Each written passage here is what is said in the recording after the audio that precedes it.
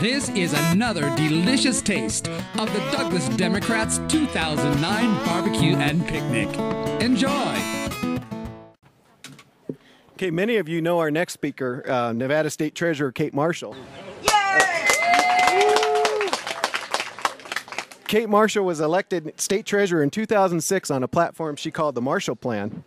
And during her first year in office, investment earnings on the state's general portfolio grew by more than $119 million, an increase of almost 50% over the previous fiscal year. In 2008, Kate and her staff identified $40 million that allowed the governor and legislature to lessen severe budget restrictions.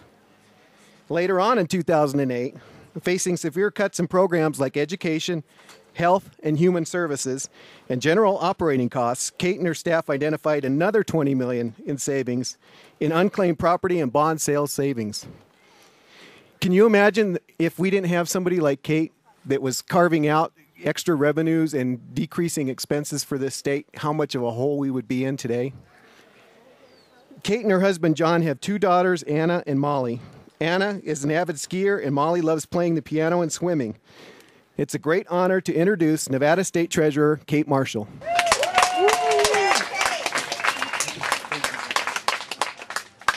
how are ya?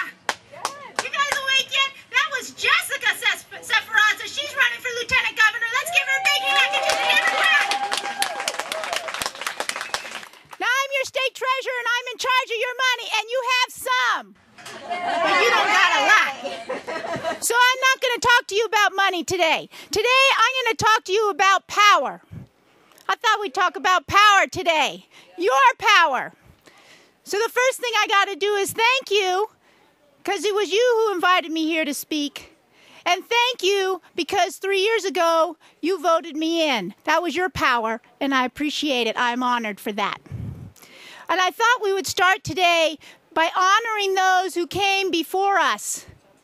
Those right here in Northern Nevada who have made Northern Nevada a progressive place, who have broken things down for me and others like me to get elected. Ernie Adler's one of those people elected to Assembly. One of the people who came before me. I want to give him a big hand. Alan Glover was one of those people. Bonnie Parnell was one of those people.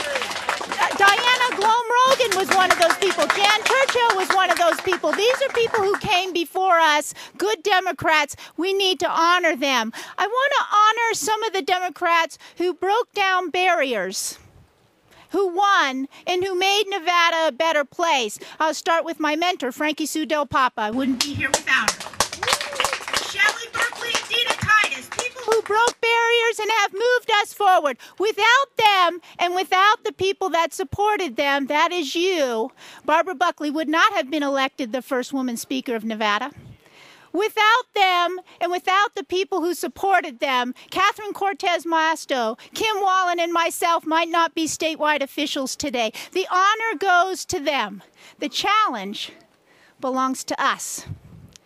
I'm optimistic about America. I know that there are cynics among us, but when you have a deer walking right through your picnic, I think I'm optimistic about America.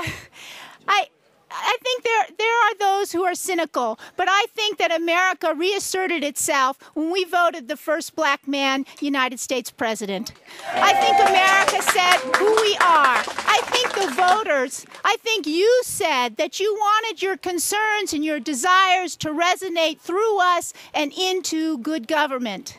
I think when America voted, you said that you wanted all people to be represented, women, men, and minorities. And I think that that is a point to be celebrated in this country. There are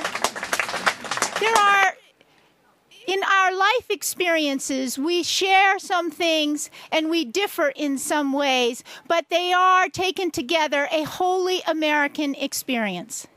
I'm a woman, and I probably share that with half of you. And when I think of my gender, I think of the roles that I play. I am mother, sister, daughter, wife. I think of my relationship with my husband, my relationship with my daughters, my relationship with my girlfriends. I'm a Latina, and when I think of my ethnicity, I think of the smallest of things I think of watching the baseball game on TV and the sound turned off and Spanish radio turned on. I think of homemade tortillas with just a very small, my grandma was kind of stingy, a very small amount of beans, and you fold it and roll it and put it in your mouth, and the goodness of that. I think of my mother pressing a quarter in my palm and sending me to the quarter store to buy sugar cane and it being way too sweet. And some of you may share those experiences, and for some of you they may be different, but indeed they are a unique American experience, and they give me an American perspective. Many of you know that I had to pinch pennies in my life, that I had to work my way through high school and through college, that I, like many of you, have cared for a sick child, and that there have been sometimes in my life when the American dream seemed out of reach, when I had to stretch further, when I had to grasp more firmly.